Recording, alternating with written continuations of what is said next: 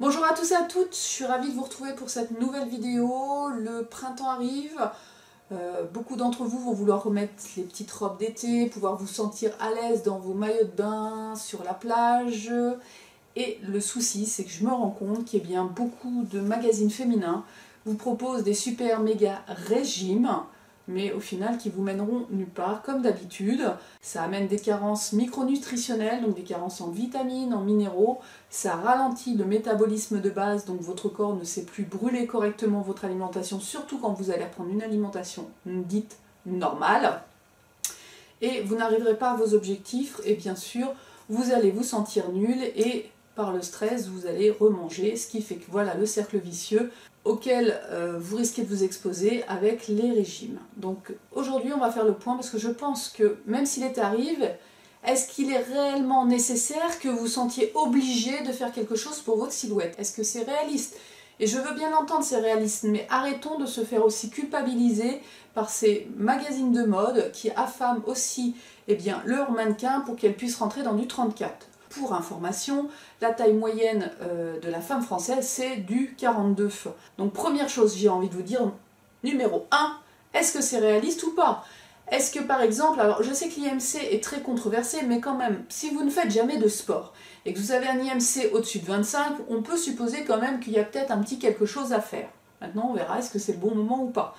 Est-ce que votre médecin vous a mis en garde? Est-ce que vous avez un problème de santé qui doit amener une attention particulière sur votre façon de vous alimenter? Est-ce que ça vous rend dans l'incapacité de faire du vélo par exemple avec vos enfants ou tes enfants? Donc déjà, est-ce que c'est réaliste ou pas? Deuxième question à se poser. Quels sont les objectifs que vous souhaitez obtenir en mincissant? Quels sont les effets positifs que vous voulez avoir en faisant, on va dire, ce travail? Alors si vous me dites simplement je souhaite atteindre tel chiffre ou je souhaite rentrer dans telle taille, un objectif suffisamment clair. Il faut que vous ayez une clarté dans vos objectifs qui vous permettent de savoir pourquoi vous le faites. Vous souhaitez rentrer dans une taille de vêtements. Quel style de vêtements souhaitez-vous reporter? Vous portez, et peut-être que vous souhaitez changer de style. Là, il va être intéressant de se visualiser dans quels vêtements vous pourriez vous sentir bien, radieuse.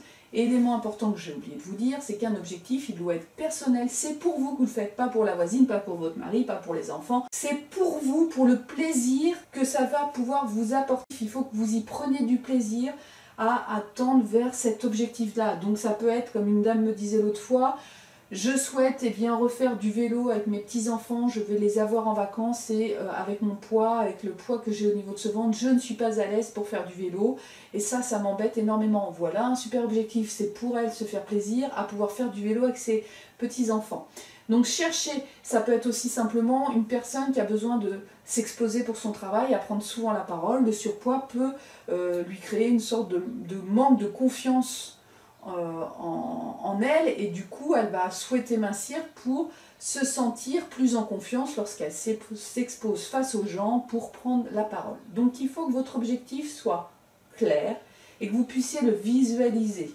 J'ai envie de vous dire, votre objectif soit suffisamment clair que lorsque vous me le décrivez à moi, je puisse me l'imaginer moi aussi et vous voir très bien dans la situation.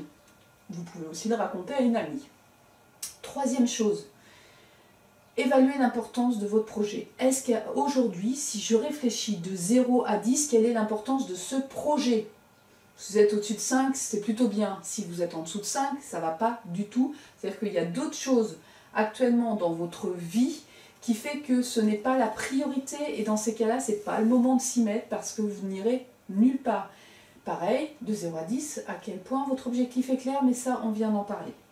Quatrième question.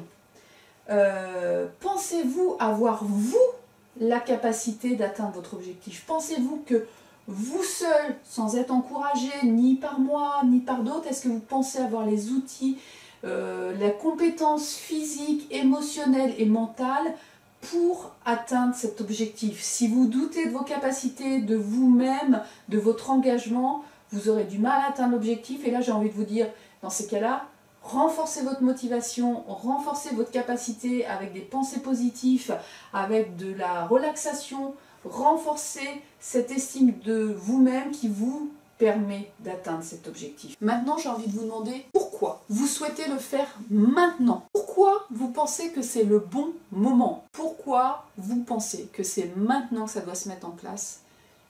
Cherchez, parce que ça peut vous aider. J'ai envie de vous demander pourquoi vous avez grossi. Alors c'est une question pas évidente, parce que le poids est tellement mal vu, où on pense que les gens perdent le contrôle, ne savent pas se tenir par rapport à l'alimentation, qu'on a tendance à avoir honte et à culpabiliser. Alors ok, les hormones, les dérèglements hormonaux font grossir, mais c'est à peine 5 kilos. Donc vous pouvez avoir 5 kilos à cause des hormones. Le reste, c'est autre chose. Alors moi, dans le autre chose, j'y mets souvent les émotions négatives, qui nous fait activer le pilote automatique et qui nous fait éventuellement avoir une alimentation peut-être pas suffisamment équilibrée, avec des grignotages, avec le fait qu'on se resserre, ou même des fois on peut manger des choses qui sont tout petits, et pourtant c'est bourré de gras, bourré de sucre. C'est important parce que si vous n'arrivez pas à le déterminer, vous ne serez pas là où il faut travailler vous personnellement.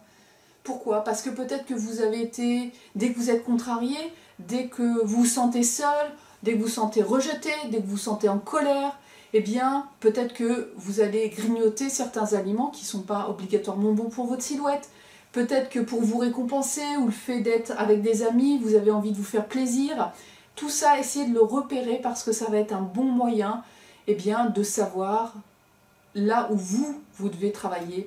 Maintenant, dernier exercice que je vais vous proposer, eh bien, c'est, avant la prochaine vidéo, c'est de prendre un agenda, de vous noter tout ce que vous mangez, mais faites-le en temps réel, parce que souvent, 80% de ce qu'on mange, surtout quand c'est en dehors de la table, eh bien, le corps et surtout le cerveau oublie. Un tout petit agenda.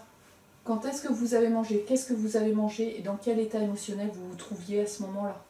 Sans jugement. Faites que noter pour vous permettre de reprendre les choses petit à petit. Et puis d'ici la prochaine vidéo, j'ai envie de vous demander un exercice tout simple. Eh bien, je souhaite que vous réfléchissiez sur quelle est pour vous une faim physique, quelle est pour vous une faim émotionnelle, à quoi ça ressemble comme symptôme au quotidien, et ça va être important, de savoir manger avec des faims physiques, là où vous faites le plein d'énergie, et surtout savoir peut-être vous comporter autrement, ou gérer autrement vos faims émotionnelles. Voilà, j'espère que ces premières questions vont vous aider à déjà vous positionner, à savoir est-ce que c'est vraiment utile ou pas de travailler sur votre silhouette? Quels sont vos objectifs? Est-ce que c'est le bon moment? Est-ce que vous avez la capacité de le faire? Et de comprendre à quel point vos émotions vous jouent des tours sur vos apports. J'étais ravie de partager toutes ces petites informations avec vous. Puis je vous dis à bientôt. Bye bye!